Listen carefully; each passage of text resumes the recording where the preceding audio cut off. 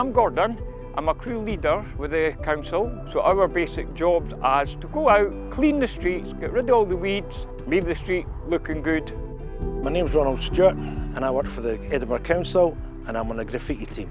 We turned up this morning to help the cleansing team after they took the weeds out and picked up the litter, and we jet washed the actual pavement. We don't use any chemicals on the ground, it's just hot water to deep clean the pavements. This is Needle and Thread. We're on alterations, dry cleaning and laundry service in Telford Road. It's good seeing the council out and about, sending teams in to remove the weeds, sweep around, because it's not great having lots of weeds about and dirty pavements. Communities can take responsibility. So when communities want to do litter pick, they can get in touch with the council. The council can give them materials, bags. You can go around for picking up the litter.